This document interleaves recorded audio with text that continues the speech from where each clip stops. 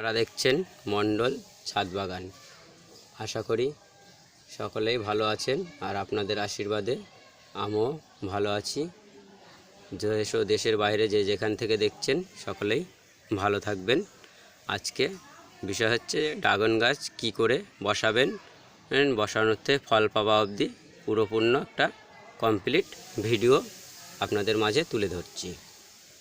এটি আপনারা দেখতে পাচ্ছেন একটি ড্রাগন গাছ বসানো হয়েছে ফলের ক্যারেটে বসানো হয়েছে। উপরে রিং করে দেওয়া হয়েছে, একটা পিলার হিসাবে পাইপ দেওয়া হয়েছে, মজবুত করবে, যেহেতু দীর্ঘস্থায়ী অনেক দিন বাঁচে ড্রাগন গাছ, অনেক দিন ফল দেয়, সেই জন্য প্লাস্টিক পাইপ দিয়ে উপরে রড দিয়ে আমি রিং করেছি, সেটা আপনারা দেখতেই পাচ্ছেন।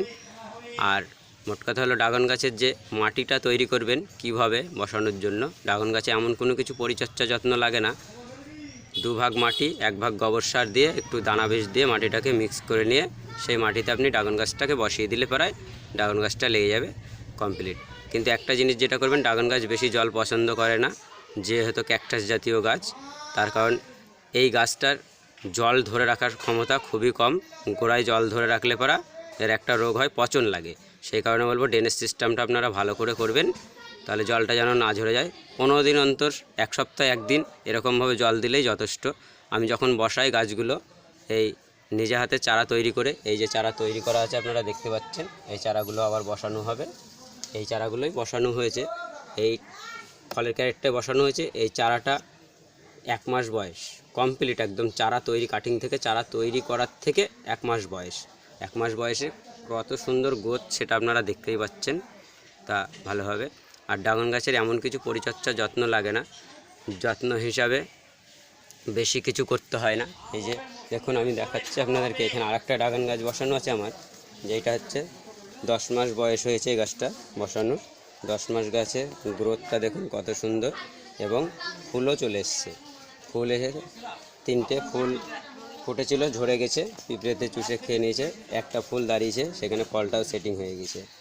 এই যে সে হ্যান্ড পলিনেশন করে দেওয়ার ভিডিও আমার আছে, ফলে আলাদা আপনারা চাইলে দেখতে পারেন। আমি ভিডিওর মাধ্যমে বলে দেবো সমস্ত কিছু, যে দেখতে পাচ্ছেন। আর এর পুলিং সিস্টেম করলে খুবই ভালো হয়। পুলিং সিস্টেম করবেন মার্চ মাসে শেষের দিকে বা 15 দিন পরে পুলিং করে দিবেন।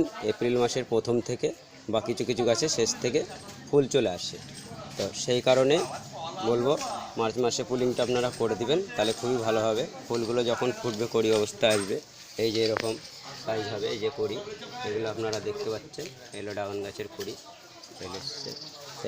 এইভাবে আপনারা কমপ্লিট করবেন। আর এটা আমার একটি বড় গাছ, এই গাছটার বয়স 2.5 বছর, প্রচুর পরিমাণে ফল আছে, আরও হারভেস্ট করা হয়েছে, অনেক ফল দিল, 50 থেকে 60টা ফল হয়েছে। এই গাছটা দেখতে পাচ্ছেন, এই যে লাল লাল ড্রাগন পেকে আছে ভেতরে কীরমভাবে, সেটা আপনাদেরকে একটু আমি দেখাচ্ছি চাকুর সাহায্যে কেটে, যে এইভাবে মাঝামাঝি কেটে দেখাচ্ছি আপনাদেরকে, যে ফলের ভেতরটা কেমন সেটা আপনারা না দেখলে বুঝতে পারবেন না। এটা আমার লাল রেড ড্রাগন, দেখতে পাচ্ছেন কত সুন্দর কালার, প্রচুর ফল আছে। এই গাছটার যত্ন পরিচর্যা হিসাবে এমন কিছুই করা নাই, এদিকে ওদিকে সব দিকেই ফল আছে, নিচে ফল আছে, নিচেরগুলো দেখা যাবে না, ওদিকে যাওয়া যাচ্ছে না যেহেতু। তো খাওয়ার হিসাবে আমি ব্যবহার করেছি এটা, যে ভার্মি কম্পোস্ট, কিচেন কম্পোস্ট, সর্ষের খোল ভিজা তরল সার জলটা, আর হচ্ছে গোবর সার। আমি যেহেতু ফলগুলো নিজে খাবো, আমি এই কারণে জৈব হিসাবে করেছি সমস্ত কিছু, রাসায়নিক কিছু ব্যবহার করি না। আর আপনারা যদি মনে করেন রাসায়নিক ব্যবহার করবেন, আর একটা রোগ যেটা আছে, পিঁপড়ে লাগে খুব, ফুলের মধুটা চুষে খেয়ে নেয়, দিয়ে ফুলগুলো হলুদ হয়ে পড়ে যায়। পিঁপড়ের জন্য আপনারা কি ট্রিটমেন্ট করবেন? আমি ঘরোয়া হিসাবে হলুদ আছে, যেটা ঘরে হলুদ আমি জলের সঙ্গে গুলে স্প্রে করে দিয়েছি, নেপথলিন দিয়েছি, এইগুলো দিলে প্রায় যথেষ্ট কাজ হয়।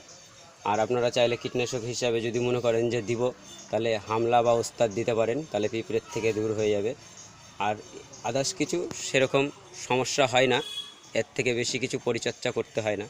তো একটা ফল পুরোপুরি পাকতে এই কুড়ি অবস্থা থেকে একদম 45 থেকে 50 দিন এরকম ফলে পরিণত হয়, পুরোপুরি ফলে পরিণত হয় 50 দিন। আর 50 বছর অবধি গাছটাই ফল দিবে। সেইভাবে আপনারা যখন ড্রাগন গাছ বসাবেন, যে জিনিসে, সেই জিনিসটা মজবুত করে খুবই ভালো করে বসাবেন।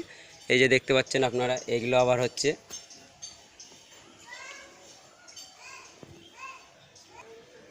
এই যে সেপ্টেম্বর মাসে এই কড়িগুলো দিয়েছে, আবার দেখতেই পাচ্ছেন কি পরিমাণে কুড়ি দিয়েছে। তো ড্রাগন গাছ অনেক দিন ফল দেয়। এটা অক্টোবর নভেম্বর অবধি এই গাছে ফল পাওয়া যাবে আশা করা যায়।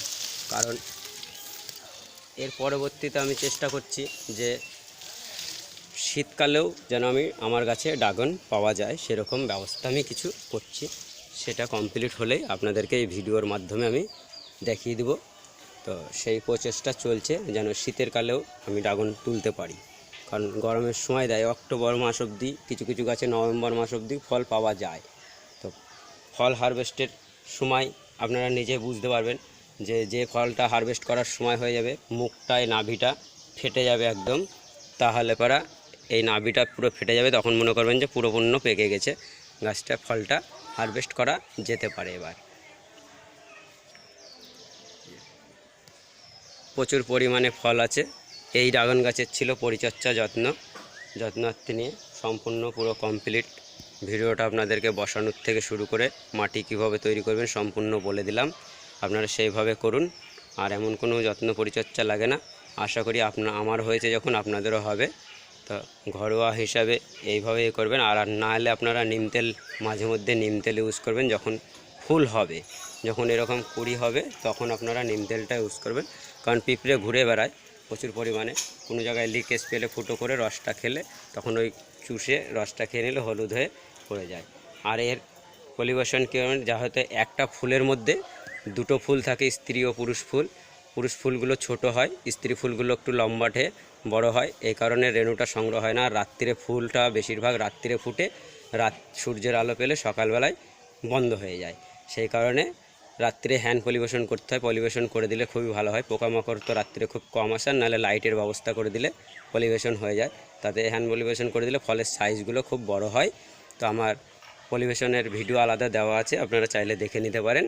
তো ছোট ফুলের থেকে রেণুগুলো সংগ্রহ করে নিয়ে একটা প্লেট বা একটা প্লেটের সঙ্গে একটা হচ্ছে ব্রাশ নিয়ে রেণুগুলো কালেকশন করে নিয়ে ওই স্ত্রী ফুলের মাথায় দিয়ে দিলেই তাহলে কালেকশন হয়ে যাবে।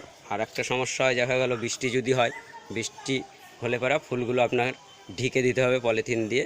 বৃষ্টি চলে গেলে তারপর আবার খুলে দিলেন পরের দিন, তাহলে রেণুটা যে দিয়ে দিয়েছিলেন, পরাগমিলন করে দিয়েছিলেন, সেটা তাহলে ধুয়ে যাবে না, তাহলে পরাগায়নটা হয়ে যাবে।